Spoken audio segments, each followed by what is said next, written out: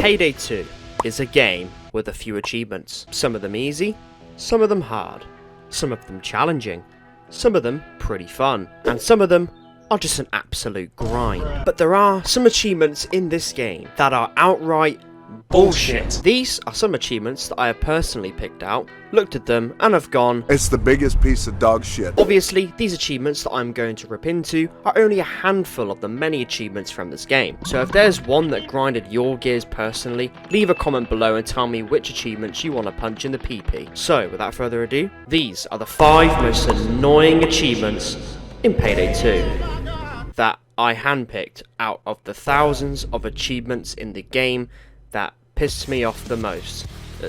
Let's go. Election Day. For those who are not familiar with this heist, it is a 2-day contract where you are tasked with rigging an election, and to do that you are tasked with identifying, tracking down and hacking polling machines to swing the vote in favour of the elephant, who is the individual who gives you the contract. On day 1 you are tasked with identifying and tagging the right truck with a GPS tracker that will ideally lead you to the warehouse where the voter machines are stored. You infiltrate the warehouse, you hack into the voter machines, and bada bing bada boom, you've just committed election fraud. However, if you were to tag the wrong truck on day 1, things play out a little bit differently. If you tag the wrong truck, you are tasked with heading to a local shopping mall to pull off a standard bank heist. Well, why am I telling you this? Well, to get this achievement, you need to play this second day. It's a standard bank heist where you blow a hole through the wall, you grab a thermal drill, you put it on the bank vault, you drill into the vault, you get into the vault, you grab the loot, you get out and you escape, making as much ruckus as you can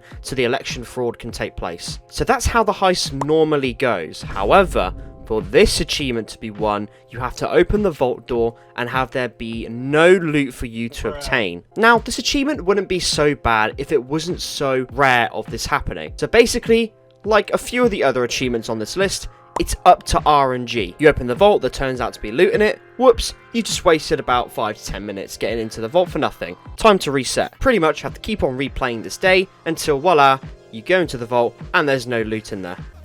I did it. There's even been reports of people trying this heist over 30 times in a row without getting the achievement. Awful achievement, pointless, and most of all, just annoying. Next up, we have Big Oil. Big Oil itself, pretty fun. On day 1 you get to go full on John Wick mode on all of the bikers and then spend the next 3 minutes waiting for drills to be done. Yeah, day 1's pretty standard. However, day 2 is where this achievement lies. For those who don't know what day 2 is all about, let me break it down for you. So, your mission is to break into some wealthy dude's house, hack the security doors to get into the basement, and when you get down to the basement, you realise that there are a lot of engines. However, only one of these is the one we're looking for. Then what you need to do is go to university and study quantum physics and chemical engineering. Using your knowledge in these fields will help you to identify the correct engine that you need to steal. Okay, I'm over exaggerating a little bit. So for those who didn't take my advice, there are 3 clues that can help you identify the correct engine. 2 clipboards lying around. One tells you the colour of the tank that's connected to the engine. The other one tells you how many hoses are connected to the engine. And finally, there's screens around the lab that tell you if the engine is greater or lower than a certain PSI level. Beecroft made a really nice little video breaking it down if you want a more simplified explanation. Please Beecroft. Please come back. I miss you. We all miss you. After you're done simping over the bald man, you make your way back to the airstrip where you'll see Bile flying in to grab the engine for you. However, oopsie, Bile tripped the alarm, which means you gotta hold on for dear life whilst you anxiously wait for the results to see if the engine is good or not.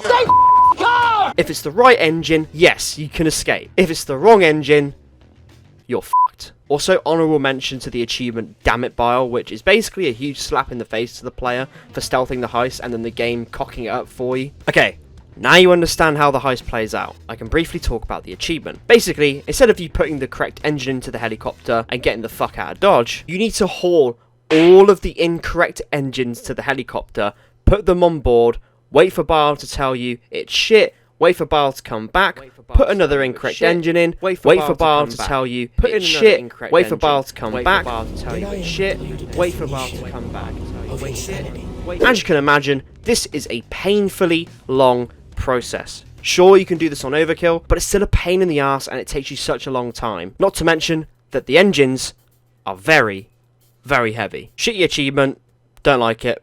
Let's move on. Christmas is a time of joy, happiness, presents, and forcing slaves to cut and pack cocaine in the factory, boys. Santa's Workshop is a heist that exists in Payday 2. There are a few heists in the game that are forever ending, allowing you to stay and bag as much of that goody loot as you want. Cook-Off and Border Crystals are the best example of this, where you can just bag as much loot as you want before escaping whenever you want. Santa's Workshop is pretty much the same premise. However, instead of cooking meth, you're forcing bikers to cut and pack bags of cocaine. So for this achievement, you need to throw a certain amount of bags in the chimney. But how many, do you ask? 30? Nope. 50? Nope. 69? Unfortunately, as much as I wanted that to be true, no. To get this achievement, you need to bag and tag 100 bags of presents down the chimney. Now, because I'm an absolute psycho who has no friends, I decided to do this solo, because I absolutely hate myself. And to get the full experience of this incredible heist, I had to listen to Pimped Out Getaway for over 1.5 hours. That shit can make you go a little bit crazy.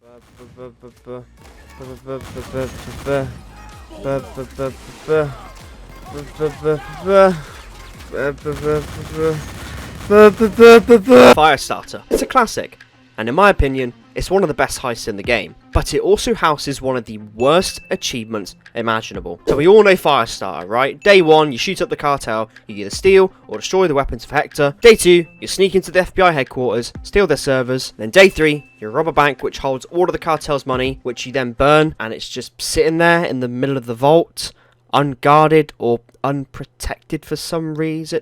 Whatever. We're going to rewind back to day 2 for this one though. The guessing game achievement is what we're going to be focusing on today. Just like Murphy's Law, this achievement is completely RNG, but twice as painful. You need to stealth the day for this one, as it requires you to sneak in and cut 2 circuit box wires and able to disable the security alarm for the server room, which houses the servers. So the normal way which you would do this is to locate the server room, find the hack computer Bane has set up, then use the hack computers to identify which circuit boxes you need to cut. Well, for this achievement, it requires you to not use the computer at all to identify the wires you need to cut. And like the name suggests, you need to guess which wires you need to cut. And it's a pain in the arse. I probably had to reset this day over 30 to 40 times just for the second wire to be correct. And even once you finally cut both of the wires, you've still got to stealth the rest of the heist. To cut the wires in the circuit boxes, you first need to open the circuit box to cut the wire. This has 2 massive problems itself. The interact key to cut the wire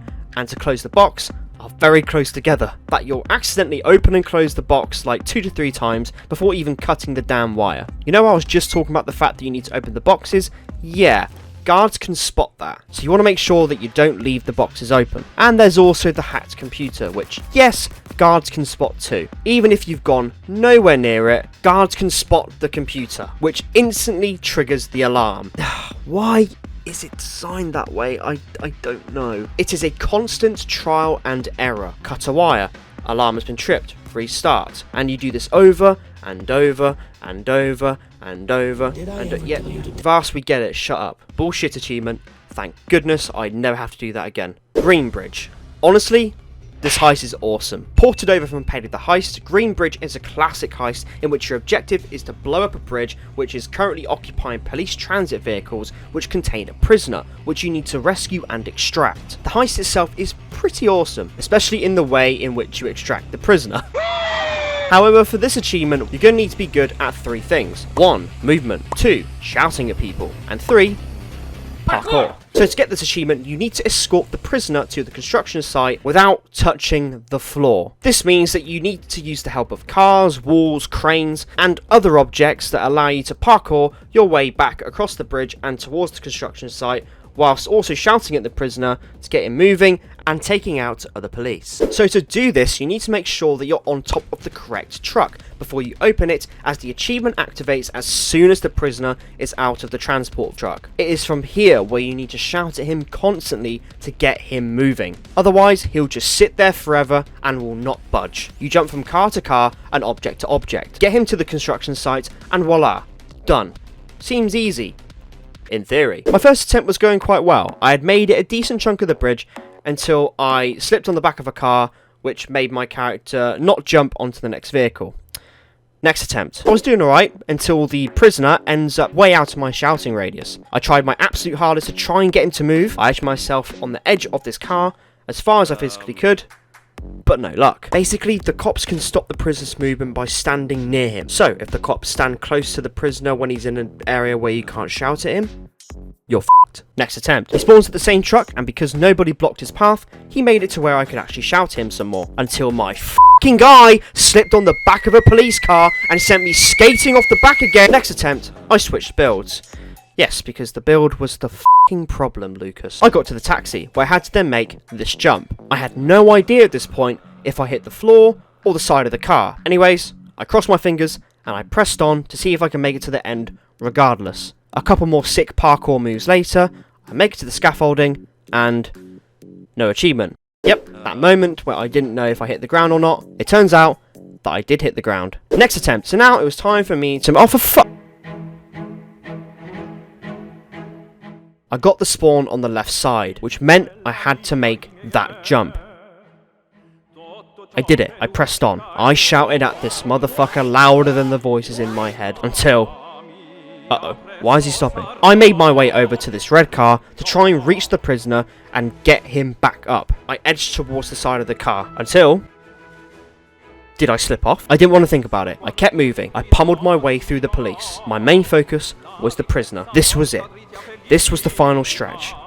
I had the entire police force on my ass for a stupid achievement. I kept shouting and shouting and shouting until... Yes! Yes, yes, yes, yes, yes! Oh my god, finally!